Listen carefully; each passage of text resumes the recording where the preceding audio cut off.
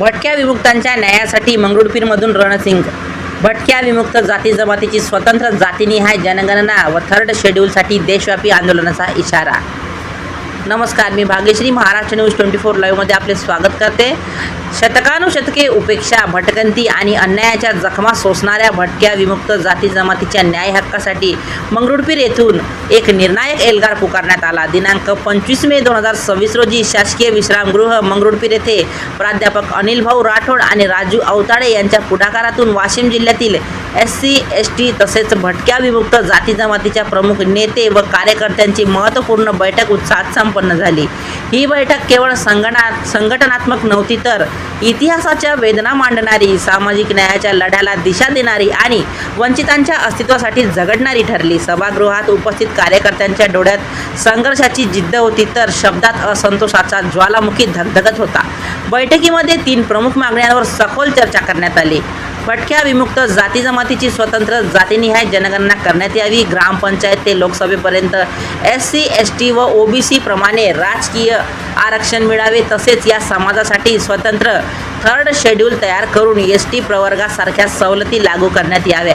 या मागण्यांसाठी भविष्यात राज्यव्यापी आणि देशव्यापी तीव्र आंदोलने उभारण्याचा निर्धार बैठकीत व्यक्त करण्यात आला.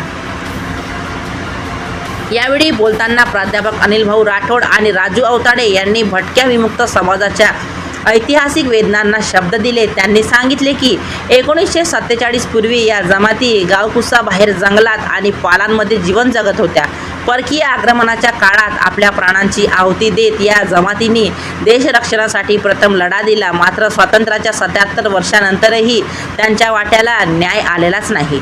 आजही महाराष्ट्रातील लाखो भटक्या विमुक्त व आदिवासी बांधवांकडे 1961 पूर्वीचे किंवा 1950 पूर्वीचे जन्माचे पुरावे नसल्याने त्यांना जात प्रमाणपत्र मिळत नसल्याची गंभीर बाब बैठकीत मांडण्यात आली.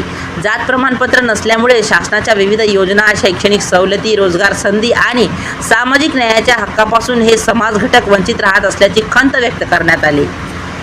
आजही हजारो कुटुंबे पालांच्या झोपड्यात राहून उदरनिर्वाहासाठी गावोगावी भटकत आहे.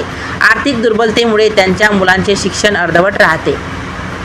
शासनाच्या दुर्लक्षामुळे भटक्या विमुक्त समाज शैक्षणिक, आर्थिक, सामाजिक आणि राजकीय क्षेत्रात मुख्य प्रवाहापासून कोसो दूर फेकला गेला आहे, असे वक्त्यांनी ठामपणे नमूद केले.